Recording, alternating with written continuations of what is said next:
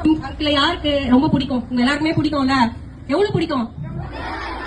Uncle என்ன சொல்லி அனுப்புனாருன்னா, ஸ்கூலுக்கு போங்க, சின்ன குழந்தைங்க எல்லாம் வருவாங்க, அவங்க எல்லாம் நல்லா படிக்கணும், ஃபர்ஸ்ட் டே ஸ்கூலுக்கு வர்றதுனால என் சார்பில் அவங்களுக்கு நிறைய கிஃப்ட் கொடுக்கணும் அப்படின்னு சொல்லி சொன்னாரு. சோ நீங்க எல்லாம் படிக்கிறதுனால உங்களுக்கு நாங்க ஃபர்ஸ்ட் என்ன கிஃப்ட் கொடுக்குறோம், உங்களுக்கு என்ன தேவையோ அதை செய்யறோம். நோட்டு பென்னு எல்லாமே கொடுக்குறோம். ஒரு நோட்டு பென்னுல எழுதும் போதெல்லாம் நீங்க யார மைண்ட்ல வச்சுன்னு படிக்க விஜய நினைவுல வச்சு படிக்கணுமா?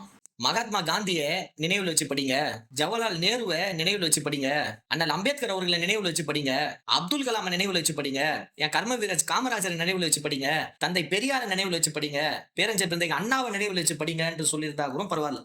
விஜய நினைவுல வச்சு படிங்கன்றது அந்த குழந்தைங்களுக்கு சொல்லியிருக்கீங்க. ஒரு காலத்துல தமிழ்நாட்டோட பள்ளி கல்வித்துறை எப்படி இருக்கணும்னு சிஎம் பாடம் நடத்திருப்பாரு. எப்படி இருக்கணும் தெரியுமா? பகுத்தறிவுக்கு எதிரான முட்டாள்தனமான கட்டுக்கதைகளை, மூட நம்பிக்கைகளை பரப்புற இடமா பள்ளிகள், கல்லூரிகள், பல்கலைக்கழகங்கள் ஒருபோதும் இருக்கக்கூடாது.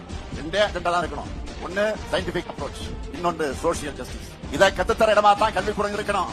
இதுக்கு மாறான நிகழ்ச்சிகளை நடத்துகிறதோ, இதுக்கு எதிராக பேசுறவங்களுக்கு எக்ஸ்ட்ரா கூப்பிடுறது நடந்தா இந்த அரசோட ரியாக்ஷன் கடுமையா இருக்கு. கேட்டீங்களா? சயின்டிபிக் அப்ரோச்சும் சோசியல் ஜஸ்டிஸும் மட்டும் தான் இருக்கணும்ன்றது பாடம் எடுத்திருப்பாரு அன்றைக்கு முதலமைச்சராக இருந்த முத்துவேல் கருணாநிதி ஸ்டாலின் அவர்கள். இன்னைக்கு நீங்க ஸ்கூல்ல போயிட்டு விஜய் மாமா உங்களுக்கு புத்தகம் தந்து அமைச்சிருக்காரு, பேனா தந்து அமைச்சிருக்காரு, விஜய் மாமா பென்சில் கொடுத்து அமைச்சிருக்காரு, பொய் சொல்ல கத்து கொடுத்திருக்கீங்க. விஜய் கொடுத்து அமைச்சாரா? அது அரசாங்கத்தோட திட்டமா?